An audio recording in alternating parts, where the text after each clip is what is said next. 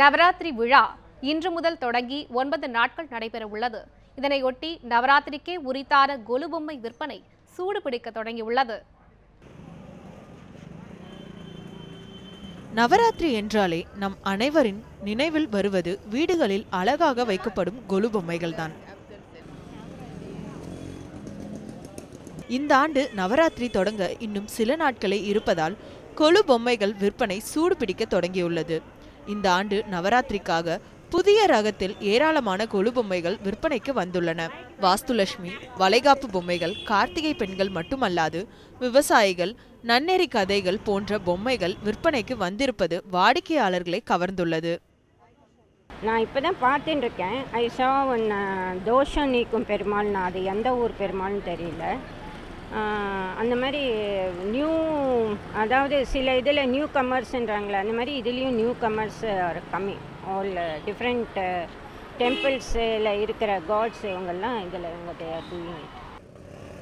மாறி வரும் நவநாகரிக சூழலில் மிகப்பெரிய படிகளில் கொலு வைக்க இயலாவிட்டாலும் சிறிய அளவில் கொலு வைப்பதில் ஆர்வம் காட்டுவதாக கூறுகின்றனர் பெண்கள். கொலு கலாச்சாரத்தை தவறவிடக் கூடாது என்பதற்காகவே தொடர்ந்து கொலு வைத்து வருவதாக கூறுகிறார் சென்னையை சேர்ந்த லட்சுமி. எங்கள் அம்மா முதல்ல பண்ணுவாங்க, எங்கள் அப்பாவுக்கு அப்புறம் ஷீ ஸ்டாப். இப்போ நான் கண்டினியூ பண்ணுறேன். எங்கள் மாமியாரும் பண்ணுறாங்க பெங்களூரில். ஸோ வி வாண்ட் டு அந்த ட்ரெடிஷனை கண்டினியூ பண்ணுறதுக்கு. கொலு பொம்மைகள் செய்ய தேவைப்படும் பொருட்களின் விலை அதிகரித்ததால் இந்த ஆண்டு பொம்மைகளின் விலையும் உயர்ந்துள்ளதாக கூறுகிறார் விற்பனையாளர் கீதா. இது எலி டான்ஸ் வாங்கியிருக்கிறோம், பிள்ளையாரில் மாடலாக போட்டிருக்கிறாங்க, நடராஜ சிலை டான்ஸ் ஆடுற மாதிரி போட்டிருக்கிறாங்க. இது வந்திருக்குது, இந்த செட்டுங்க வந்திருக்குது. வாசலட்சுமிலாம் பேப்பரில் வந்திருக்குது.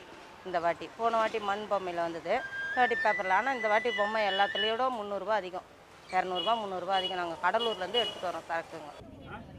9 நாட்கள் கொண்டாடப்படும் நவராத்திரி விழா பார்வதி, லக்ஷ்மி மற்றும் சரஸ்வதி ஆகியோருக்கு தலா 3 நாட்கள் வீதம் கொண்டாடப்படுகிறது. இந்த நாட்கள் சுற்றமும் நட்பும் சூழ அன்பை பரிமாறிக்கொள்ளும் நிகழ்வாக பார்க்கப்படுகிறது.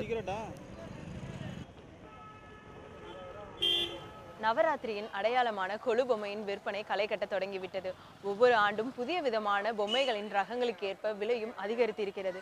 இருந்த போதிலும் வாடிக்கையாளர்களின் எண்ணம் அனைத்துமே வண்ணமயமான இந்த பொம்மைகளை வாங்குவதிலேயே இருக்கிறது. லாவண்யா, நியூஸ் 7 தமிழ், சென்னை.